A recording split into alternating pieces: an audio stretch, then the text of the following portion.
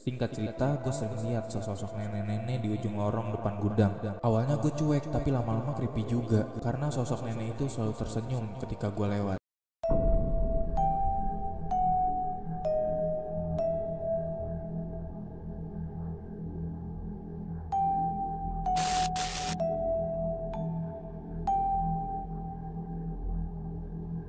Halo semuanya, balik lagi di Alvin Bercerita. Kali ini gue mau cerita tentang pengalaman teman sekamar gue yang waktu kecil digangguin sama sesosok nenek di dalam gudang. Jadi gimana ceritanya? Yuk kita mulai.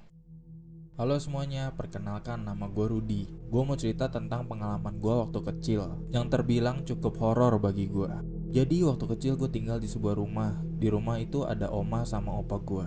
Waktu itu umur gue masih 5 tahun. Ceritanya rumah gue itu masih rumah yang ada lorong-lorongnya gitu. Jadi kalau mau ke dapur atau ke toilet pasti lewatin lorong. Nah, di ujung lorong itu ada sebuah gudang. Jadi pas gue masih kecil, gue masih belum ngerti soal dunia mistis. Singkat cerita, gue sering lihat sesosok nenek-nenek di ujung lorong depan gudang. Awalnya gue cuek, tapi lama-lama creepy juga, karena sosok nenek itu selalu tersenyum ketika gue lewat. Akhirnya tiap gue mau ke toilet, gue selalu minta temenin sama oma gue. Tapi tetap aja, gue selalu lihat sosok nenek itu berdiri di depan pintu gudang. Ya terus akhirnya gue cerita sama oma gue atas apa yang gue lihat. Oma gue cuma jawab, "Makanya jangan nakal, nanti dibawa ke gudang loh sama nenek itu." Terus pernah suatu hari gue lagi main sepeda. Entah apa alasannya, sepedanya gue tinggal di tengah jalan. Pas gue balik mau ambil sepedanya, sepeda itu udah gak ada. Gue nyariin sepeda itu keliling komplek, tapi tetap aja gak ketemu. Gue takut banget karena kalau gue pulang, gue bakal diomelin karena sepeda gue hilang. Tapi ya akhirnya gue tetap ngomong sama oma gue.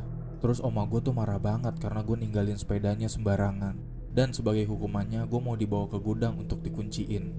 Tapi pas masuk ke gudang, gue sama oma kaget banget karena sepedanya ada di dalam gudang.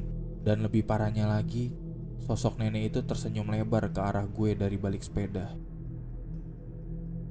Jadi itu dia pengalaman horor dari teman sekamar gue, Rudy. Buat kalian yang punya pengalaman horor atau cerita mistis yang mau diceritain ke gue, bisa banget DM ke Instagram Alvin Bercerita. Nanti ceritanya bakal gue bacain di konten selanjutnya. Gue Alvin, sampai jumpa di konten selanjutnya.